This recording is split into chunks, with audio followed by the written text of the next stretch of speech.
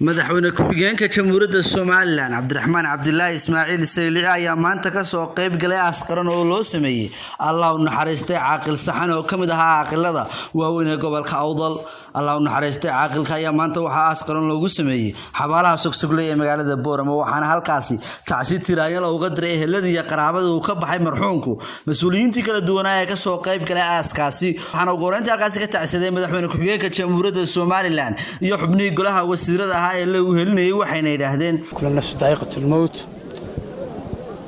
يدول بعد يدول دمان ساعة احنا انت كانوا جونا عسكري مرحوم موسى حسين فاتح او اكو مغادرة عاقل صحنه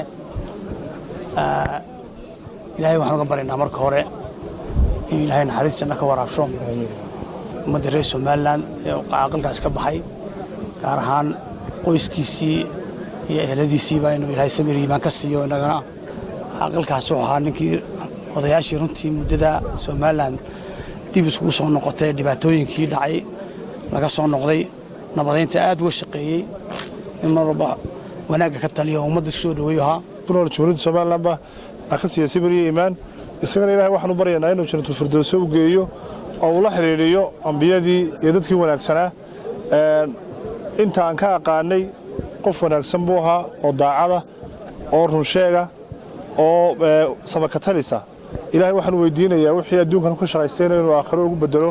wanaag iyo janno aad baan isku naqaanay nin adduunyada guudkeeda wuxuu ahaa dadka maslaxada ee had iyo jeer faraxsan ee laabtiisu xaaran tahay Ilaahay aakhirana sidaasaan si lamida baan uga baryaynaa isagu Ilaahay subxaanahu wa ta'aala raxmad waasica siiyo dambigiisa Allah dhaafo tarakadu ka tagay Ilaahay samir iyo iimaan ka siiyo Ilaahay waxaan weydiinaa Ilaahay inuu nabad ka shaqeeyo ugu bedelo muxuu xasanaad aakhiro waxaan leeyahay Sultaan Muuse oo aan nabadoona waa dadkii ku sii hadhanaa maanta dadka isku soo dhaweynaya waxaan leeyahay Ilaahay jannooyinkiisa ha ugu ballan qaado nin dabeecad wanaagsan halaaqad wanaagsan ummadda raali geliya ayaan ku ogeyn Ilaahu sidaasaan ku ogeyn إلهي ربك يو إله عذاب قبرك إله كن بدقلي إله نحرسته موسى حسين فاتح عاقل صحنه أو قول كأوضل إيو قلبيت كبعان كاها نسمة قتل السوها إله نحرسته وما ننتيسي إنك أنا إلهي هاي نوقد من حرسته دمانتين إلهي سجنا نحرسته جناك ورابيو رنتي السدال قبض الدواتشين ونسمة قتلسة قفكنا وحويان لبديري وحوينا مجنا سديو عرب كتضك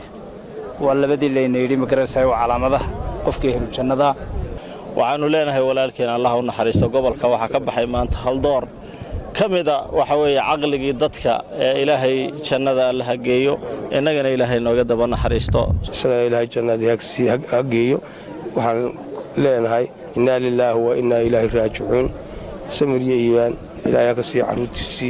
iyo hooriyihiisi intii joogta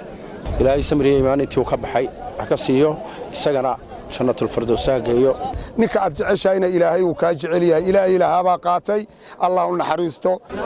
runtii waxaan leeyahay saxane samir iyo iibaan Allah naxariisti janno ka waraabiyo waa Shucayb Maxamed kaan Shucaybiga telefishinka caalamiga ee bulsho magaalada Boorama